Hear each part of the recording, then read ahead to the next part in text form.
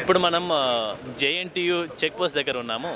Traffic నియంత్రణ అలాగే police సిబ్బంది పడుతున్నటువంటి ఈ యొక్క ట్రాఫిక్ నియంత్రణ కోసం ఎలాంటి ఇబ్బందులు పడతా ఉన్నారు, దాంతోపాటు ఎలా కట్టుదిట్టమైనటువంటి చర్యల మధ్య ఈ యొక్క చెక్ పోస్ట్ దగ్గర చెకింగ్ జరుగుతూ ఉందనేది మనం చూస్తూ ఉన్నాం. ఇక్కడ మెయిన్గా చూస్తే టూ వీలర్ మీద వచ్చేటువంటి వ్యక్తులు మాస్క్ ధరించాలి, అలాగే హెల్మెట్ ధరించాలి అనేటువంటి అవగాహన చేస్తూ ఉన్నారు. అలాగే కార్లో చూసినట్లయితే ఫ్రంట్లో ఒకరు ఉండాలి, తర్వాత బ్యాక్లో కూడా ఒకరు ఉండాలి, సోషల్ డిస్టెన్స్ మెయింటైన్ చేయాలి అనేటువంటి ప్రస్తావన చేస్తూ వారిని చెక్ చేస్తూ పంపిస్తున్నటువంటి సందర్భం ఇక్కడ మనం చూస్తూ ఉన్నాం. ప్రతిదీ కూడా జాగ్రత్త పాటించాలి, ప్రికాషన్స్ ఖచ్చితంగా తీసుకోవాలి. ఎందుకంటే ఈ యొక్క కోవిడ్ మహమ్మారి నుంచి బయటపడాలి అంటే పర్టికులర్గా ప్రతిదీ కూడా కట్టుదిట్టమైనటువంటి నిబంధనలు పాటిస్తూ కూడా గవర్నమెంట్ చెప్పినటువంటి ప్రతిదీ కూడా పాటిస్తున్నటువంటి సందర్భం ఇక్కడ మనం చూస్తూ ఉన్నాము. డ్యూటీలో ఉన్నటువంటి ఎస్ఐ గారిని మనం చూస్తే ఇప్పుడు మెయిన్గా మనం ప్రతిదీ అక్కడ కార్లో వస్తే పేపర్లు ఖచ్చితంగా ఉండాలి, ఆర్సీ ఖచ్చితంగా ఉండాలి, రీజన్ ఉండాలి, పర్టికులర్ రీజన్ ఉండాలి. రీజన్ లేకుండా వస్తే కార్ అయినను బైక్ అయినను ఏదైనాను కూడా సీజ్ చేయబడుతుంది అనేటువంటి అవగాహన కూడా ఇక్కడ కల్పిస్తున్నటువంటి సందర్భం మనం చూస్తూ ఉన్నాం. పోలీస్ సిబ్బంది ఇక్కడ ప్రతిరోజు 24 గంటల సమయం కూడా ఇక్కడ ట్రాఫిక్ నియంత్రణ కోసం, అలాగే దాంతోపాటు అవగాహన కోసం ఎవరు కూడా కోవిడ్ బారిన పడకుండా ఉండేందుకు ప్రతిదీ కూడా ప్రతి రోడ్ మీదకి వచ్చినటువంటి ప్రతి ఒక్కరికి కూడా కౌన్సిలింగ్ ఇస్తూ ఎందుకు వస్తున్నావు, ఏంటి రీజన్ ఏంది, పర్టికులర్ రీజన్ ఉందా లేదా అని చూసి కూడా వారిని పంపిస్తున్నటువంటి సందర్భం మనం చూస్తూ ఉన్నాం. అలాగే మార్నింగ్ నుండి కూడా ఎంతోమంది వెహికల్స్ కూడా సీజ్ చేసినటువంటి సందర్భం కూడా చూడవచ్చు. మెయిన్ ఏంటంటే రీజన్ లేకుండా రావద్దు, ఎవరు కూడా రీజన్ పెట్టుకొని రావాలి, రీజన్ ఉంటేనే రావాలి.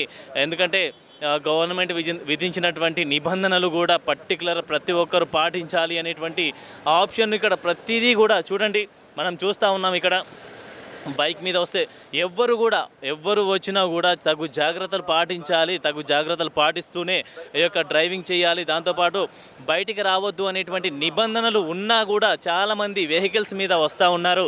చాలామంది ట్రాఫిక్ ఇక్కడ చూస్తే ఇక్కడ చెక్ పోస్ట్ దగ్గర చూస్తే ఎంతోమంది వస్తూ ఉన్నారు, ఎన్నో బైక్లు కూడా వస్తూ ఉన్నాయి. దాంతోపాటు ప్రతి ఒక్కటి ఏదైనాను కూడా మీరు రావద్దు, ఏదున్నా కూడా 3 కిలోమీటర్ల డిస్టెన్స్ లోపే ఉండాలి అనేటువంటి ప్రస్తావన కూడా చేస్తూ ఉన్నారు. అయినా కూడా చాలామంది చూస్తూ ఉన్నాం. చాలామంది కొందరితో మాట్లాడే ప్రయత్నం చేస్తాం. ఇక్కడ చూస్తే ట్రాఫిక్ బారిన పడినటువంటి మీ పేరేంటి? మీన్ ఎందుకు వచ్చారు బయటికి?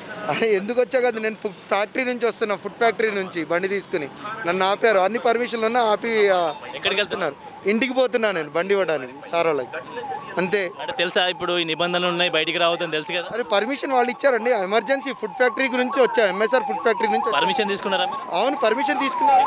ఎందుకు ఆపారు మరి? ఇంట్లో అమీన్ కుమార్ పేరు, నేను ఇన్ఛార్జ్ని. ఓన్లీ బండి తీసుకొచ్చి డ్రాప్ చేసి వెళ్ళిపోవాలి నేను, అంతవరకే. మరి నా వర్క్ అవ్వదు కదా, ఫుడ్ వెళ్ళకపోతే ఈ మిషన్ స్టార్ట్ అవ్వదు నేను అక్కడ ఉండకపోతే. ఫుడ్ గురించి సంబంధించి అందరికి వాళ్ళే బయటికి వస్తే పర్టికులర్ రీజన్స్ ఉండాలి, అవన్నీ తెలుసు కదా, చూపించారా మీరు? దానికి అందుకే వచ్చిందండి, దాని గురించే వచ్చాను. లేకపోతే మేము ఎందుకు వస్తాం, మాకేం పర్లిపాటు లేదండి. నేను ఇన్ఛార్జిని కాబట్టి వచ్చా, లాజిస్టిక్ ఇన్ఛార్జ్. నేను వెళ్ళకపోతే ఫ్యాక్టరీకి లాక్ ఇది అవుద్ది. ఏమంటున్నారు మరి పోలీస్ వాళ్ళు? సార్ మాట్లాడుతూ అంటున్నారు, నుంచోమన్నారు. అంతే నుంచున్నాం, అంతే వెయిట్ చేస్తాం. మీ పేరు ఏం పేరు? మా పేరు సురేష్. ఏమైంది, మీ బైక్ సీజ్ చేశారా? అంటే నైట్ 9కు నేను నైట్ 8:30కి అట్లా షాప్ క్లోజ్ చేసేసి వస్తున్నాను. 3 days బ్యాక్ ఇట్లా రాంగ్ రూట్లో వస్తున్నాం అనేసి 1100 ఫైన్ వేశారు. సరే రాంగ్ రూట్లో రావడం ఎందుకు అనేసి యూటర్న్ అక్కడ ఉంది, యూటర్న్ తీసుకొని ఇటు వస్తున్నాను. ఇటు వచ్చేసరికి ఇక్కడ బైక్ ఆపారు. ఐడి కార్డు చూపెట్టిన బండికి మెట్ ప్లేస్ అని కూడా అది స్టిక్కర్ ఉంది. ఏం చేస్తాను మెట్ ప్లేస్లో? ఏం చేస్తాను? మెట్ ప్లేస్ ఎంప్లాయీ నేను. అయితే నైట్ వస్తున్నాను, ఇక్కడ ఆపారు. ఆపేసి ఐడి కార్డులు అవన్నీ చూపెట్టినా కూడా బండి మార్నింగ్ రండి, మార్నింగ్ 7 అని చెప్పారు. సర్లే అనేసి 7కి వచ్చి 7 నుంచి ఇప్పుడు వరకు ఉన్నా. అయినా సార్ అసలు ఎక్కడి నుంచి ఎక్కడికి పోతున్నావు? నేను ఇక్కడ రెమెడీ హాస్పిటల్ దగ్గర మా ఫార్మసీ ఉంటుంది, అక్కడ నుంచి ప్రగతి నగర్ వెళ్ళాలి. అక్కడ నుంచి రాంగ్ రూట్ అవుతుంది, అక్కడ డివైడర్లో రాంగ్ రూట్ అవుతుంది అనేసి ఇక్కడ డివైడర్ నుంచి వెళ్తుంటే ఇట్లా వచ్చేసరికి ఇక్కడ బండి ఆపారు. అక్కడ ఇంకో రూట్ ఉంది కానీ అటు నుంచి వెళ్ళడానికి, మా రూమ్కి వెళ్ళడానికి రూట్ లేదు, ఇక్కడ నుంచి వెళ్ళాలి. ఇదే మా రూటు, ఇటు వెళ్ళాలి. అయితే బండికి అన్నీ ఉన్నాయి, అన్నీ ఉన్నా నాకు ఇంకా ఐడి కార్డు కూడా ఉంది. ఐడి కార్డు ఉన్నా మార్నింగ్ రా ఇచ్చేస్తామని చెప్పారు. ఇప్పుడు నిబంధనలు అన్నీ ఉన్నాయి, ప్రతిదీ కూడా జాగ్రత్త పాటించాలి, బయటికి వచ్చినప్పుడు జాగ్రత్తగా ఉండాలి, ఎందుకంటే రీజన్ లేకుండా రావద్దు అని చెప్పి తెలుసు కూడా. మీరు అన్ని చెప్పినా కూడా పంపట్లేదంటే మరి రీజన్ ఏంటంటారు? సార్ మాకు తెలుసు కదా సార్, మేము కూడా మెడికల్లోనే కదా సార్ పనిచేసేది. అయితే 3 days బ్యాక్ అట్లా బండికి నాకు 1100 ఫైన్ వచ్చింది. 1100 ఫైన్ వచ్చేసరికి ఇంకా రాంగ్ రూట్ వెళ్ళడం దేనికి, డైరెక్ట్గా వెళ్తే మెడికల్ అని చెప్పేసి వదిలేస్తారు కదా అన్నట్టు ఇట్లా వచ్చేసాము. రాంగ్ రూట్ వెళ్ళాలంటే మాకు అన్ని రూట్లు తెలుసు కదా, వెళ్ళొచ్చు కదా. నేను సికింద్రాబాద్. ఎందుకు వెళ్తున్నారు? రీజన్ ఏంటి? మా ఫాదర్ సీరియస్ ఉన్నాడు, వరంగల్ నుంచి వెళ్ళి అంబులెన్స్ వస్తుంది, నేను వెళ్ళి జాయిన్ చేయాలి. మరి మీరు తగు జాగ్రత్తలు పాటిస్తూ ఉన్నారా? మీరు పాటిస్తున్నాం సార్. మీరు బయటికి వెళ్ళడానికి మీరు పాస్ వాటి ఉందే సార్, మా ఫ్యాక్టరీకి వెళ్ళి తెచ్చుకున్నాను. ఉందే చూపిస్తాను. ఓకే, చూస్తా ఉన్నాం కదా ఇప్పుడు బయటికి వచ్చిన వాళ్ళ పరిస్థితి ఎలా ఉందంటే. మీ పేరేంటి? నా పేరు ప్రసాద్ అండి. ఎక్కడికి వెళ్తున్నారు? నాది మెడికల్ సప్లై సార్. ఎక్కడి నుంచి ఎక్కడికి వెళ్తున్నారు? నేను ముయ్యాపూర్ నుంచి కుకుట్పల్లికి వెళ్తున్నాను. టోటల్ మీరు జాగ్రత్తలన్నీ పాటిస్తూ ఉన్నారా? పాటిస్తున్నాం సార్. పాస్ లాంటివి ఉన్నాయా మీ దగ్గర? ఉన్నాయి సార్, పాస్ లాంటివి ఉన్నాయి, తీసుకున్నాం సార్. మీ పేరేంటండి? రాఘవరెడ్డి. ఎక్కడికి వెళ్తున్నారు? హౌసింగ్ బోర్డ్లో మయూరి మెడికల్ షాప్కి వెళ్తున్నాను. Mayur medical shop. అంటే మీరు పర్టికులర్ వన్ మంత్ క్రితం మెడిసిన్స్ తీసుకున్నా సార్, అయిపోయినాయి మెడిసిన్స్. మా ఫాదర్ 82 years ఓల్డ్, అతనికి మెడిసిన్స్ తీసుకోవాలి. కిమ్స్ హాస్పిటల్ కొండాపూర్లో చూపించుకున్నాము. ఆయనకు బయటికి వెళ్తే ఏమేమి ఉండాలో అవన్నీ ఉన్నాయా మీ దగ్గర? అన్నీ ఉన్నాయి, అన్నీ ఉన్నాయి. తెలుసు కదా మీకు అవేర్నెస్ అయితే. అందుకే రావట్లేదు సార్, నేను బయటికి రావట్లా. శానిటైజర్ కూడా దగ్గర ఉంది. అంటే ఎమర్జెన్సీ వర్క్ అయితే రావాలని తెలుసు కదా. అది అవును అవును అవును.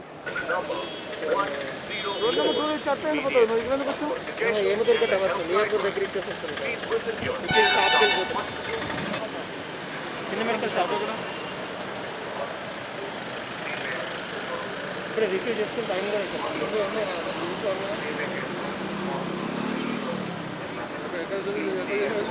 ఇక్కడ రోడ్ నెంబర్ 2 సార్, మరి రోడ్ నెంబర్ 2 ఏమి దొరుకుతాం మియాపూర్లో డెలివరీ చేసేస్తాను.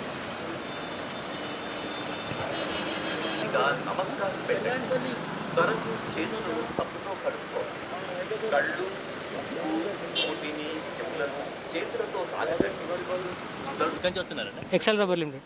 మీకు తెలుసా సోషల్ డిస్టెన్స్ మెయింటైన్ చేయాలి, ముందు కూర్చోవద్దని తెలుసు కదా మీకు? తెలుసు తెలుసు కదా. మరి ఎందుకు కూర్చోలేదు మీరు?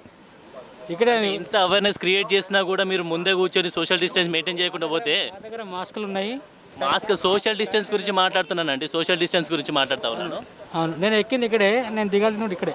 ఇక్కడ అక్కడగా సోషల్ డిస్టెన్స్ మెయింటైన్ చేయాలని ప్రతిదీ చెప్తా ఉన్నారు కదా గవర్నమెంట్ నుంచి. చెప్తున్నారు. మరి ఏం చేస్తున్నారు మీరు? వెనక్కి రండి, వెనక్కి వచ్చి కూర్చోండి. సోషల్ డిస్టెన్స్ మెయింటైన్ చేయకపోతే, మనమే చేయకపోతే ఇంకా వేరే వాళ్ళు చేయలేరు కదా.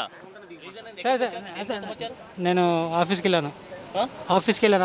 ఏం office? Rubber limited, Excel rubber limited అని. సోషల్ డిస్టెన్స్ మెయింటైన్ చేయడం ఫస్ట్ మీరు నేర్చుకోండి, నేర్చుకొని అవగాహన కల్పించండి. ఈరోజే బయటకు వచ్చాను. మీరు కూర్చోమంటారా? వెనక కూర్చోవాలి. ఇప్పుడు కూర్చోండి. చూస్తూ ఉన్నాం కదా, ప్రతి ఒక్కరు బయటికి వెళ్ళినప్పుడు చాలా వరకు అవేర్నెస్ క్రియేట్ చేశారు. దాంతోపాటు రావడానికి ఏమైతే జాగ్రత్తలు పాటించాలో వాటన్నిటి గురించి కూడా పోలీస్ సిబ్బంది చేస్తున్నటువంటి కృషికి చాలా వరకు ఫలితం వస్తుంది. కానీ ఒక 10% లేదా 5% అట్లా నిబంధనల మధ్య కొంతమందికి తెలియకుండా ఉన్నటువంటి వారు బయటికి వచ్చినటువంటి సందర్భాలు ఉన్నాయి. కానీ చాలా వరకు మనం చూస్తే మెయిన్గా అవేర్నెస్ క్రియేట్ అయిపోయింది అనేటువంటి ప్రస్తావన కూడా చేసినటువంటి సందర్భాలు చూస్తూ ఉన్నాం. ఇంకా చాలా వెహికల్స్ వస్తూ ఉన్నాయి. మనం చూస్తూ ఉంటే ఎన్నో కూడా వెహికల్స్ వస్తూ ఉంటే కూడా వారి యొక్క పోలీస్ సిబ్బంది పడుతున్నటువంటి యొక్క అవేర్నెస్ కోసం ఎంతోమంది కూడా చాలా వరకు సపోర్ట్ చేస్తూ ఉన్నారు. కొంతమంది సపోర్ట్ చేయని వాళ్ళు బయటకు వచ్చిన వాళ్ళకు వెహికల్స్ కూడా సీజ్ చేయడం జరుగుతూ ఉంది.